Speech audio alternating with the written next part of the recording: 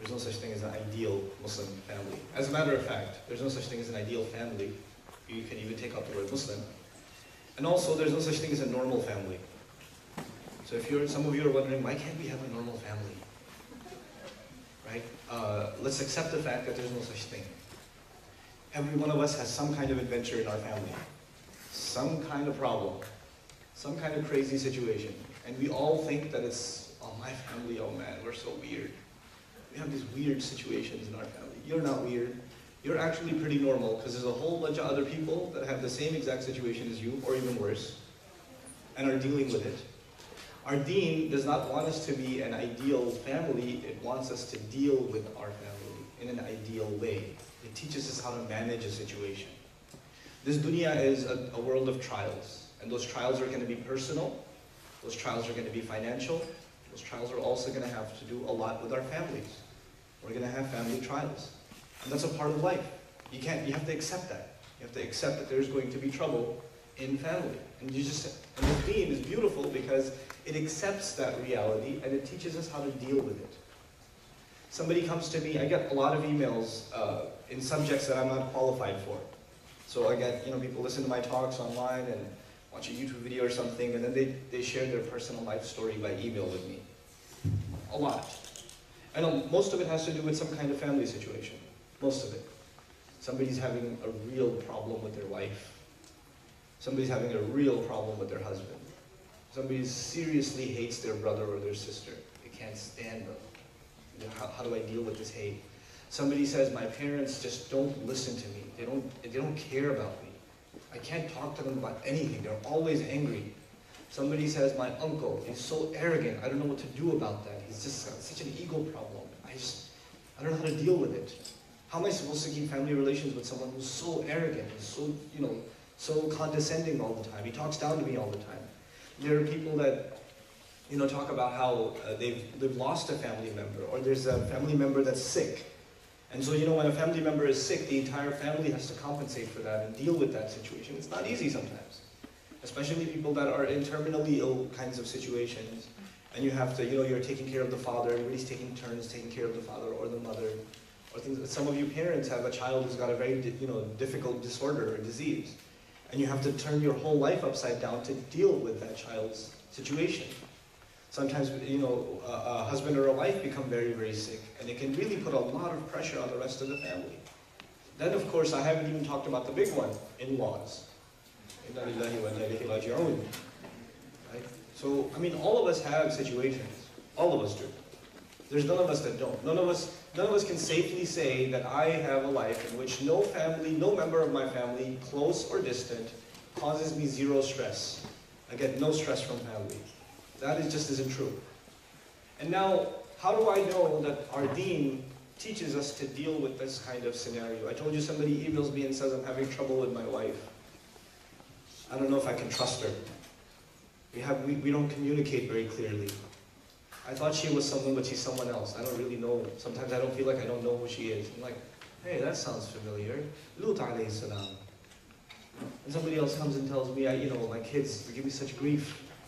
I've done everything I can to raise them, but they give me such a hard time. I'm like, hey, Nuh alayhi salam. That sounds familiar.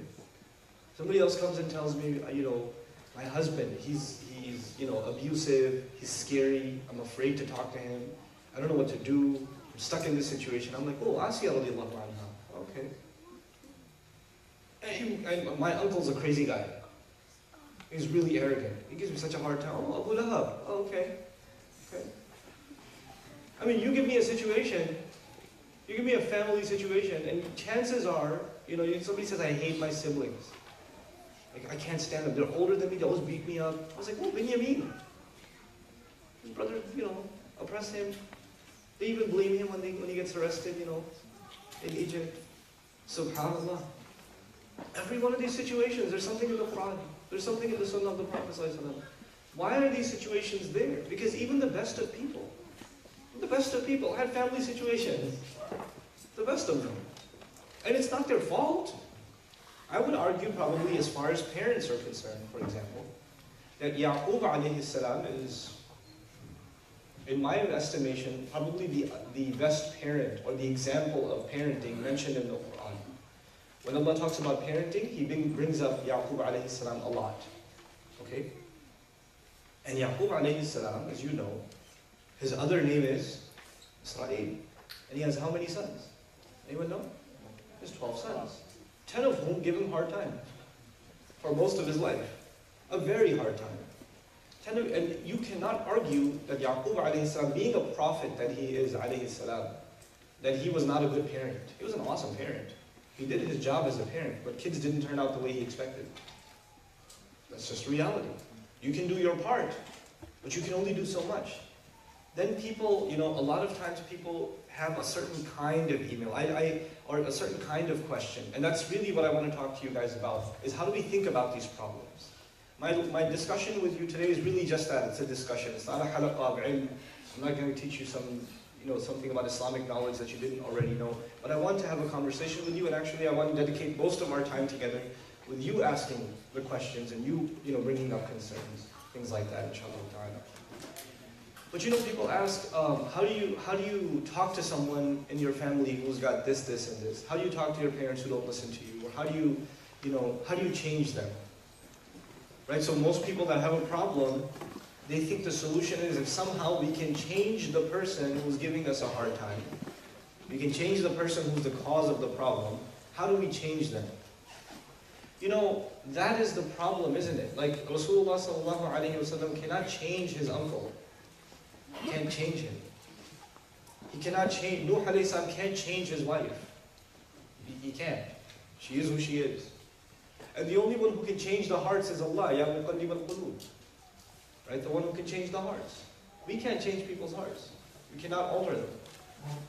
So we have to understand, first and foremost, that if you are expecting other people to change, and until other people change, your situation will not get any better, then you're looking at the problem the wrong way. Because if you keep waiting for other people to change, that may never happen.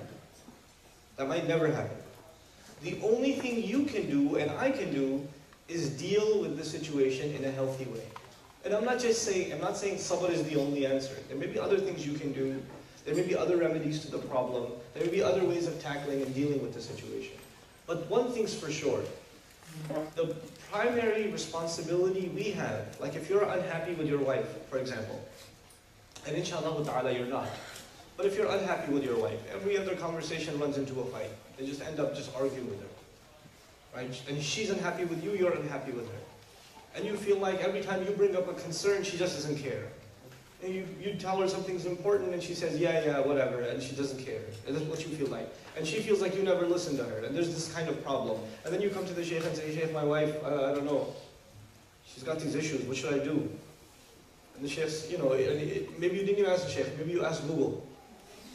What should I do? And you find out like a hadith about the wife, ayat about the wife, and you pull out all the rights of the husband, all the hadith, and you put them on the fridge. فَالصَّالِحَاتُ قَانِتَاتٌ. Righteous women are the ones that are subservient and obedient, and they're willing to obey, and they're, you put it on the fridge for her. Maybe if she reads Quran and realizes what she's supposed to be like, you make a big poster out of الرِّجَالُ قَوَّامُونَ عَلَى النِّسَاءِ. Men are maintainers and, authorities over women. You make a gigantic poster and you put it in the bedroom.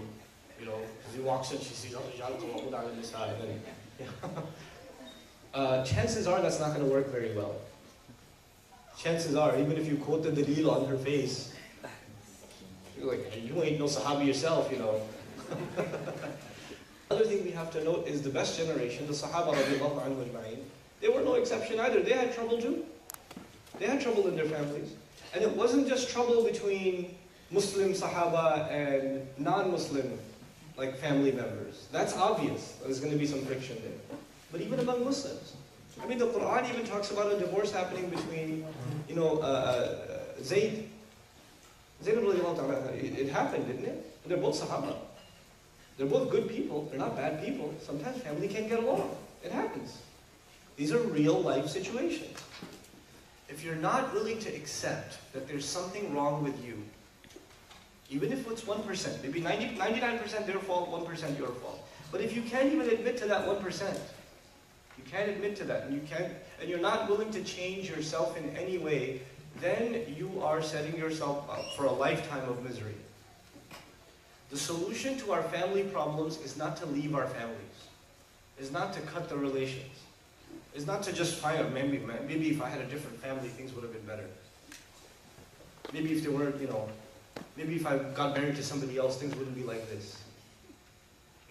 So Shaitan gives you that thought. He gives you that thought. Maybe, I don't know, this family is kind of messed up. This one didn't turn out that well.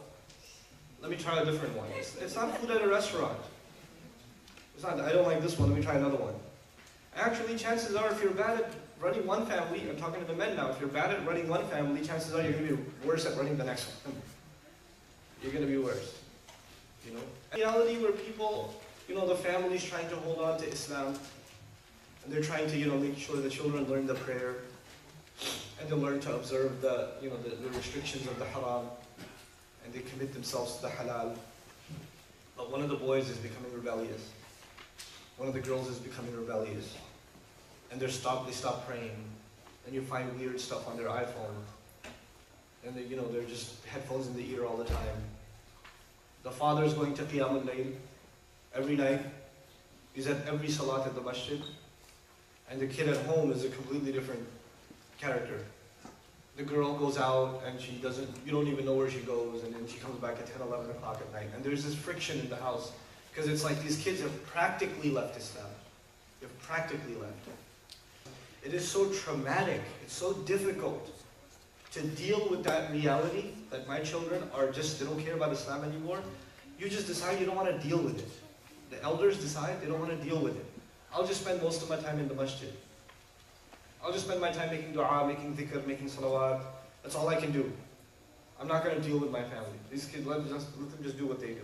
And every time, if you do talk to them, you yell and scream, the kids go, I don't have to take this, I'm out. They slam the door and they walk out. They don't have to take it anymore, And so you don't deal with it, and they say they can't talk to you, and eventually you end up losing those children. They end up running away from home. They end up, in all kinds of illicit relationships. They move out of the house. You lose touch with them. You lose family this way. The prophets didn't have ideal families.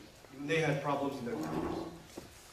The first principle, in my opinion, wallahu a'lam, of a healthy family is you never give up on family. I don't care if your kid's doing drugs. I don't care if your father's all kinds of messed up. You don't give up on your family. You stay in touch.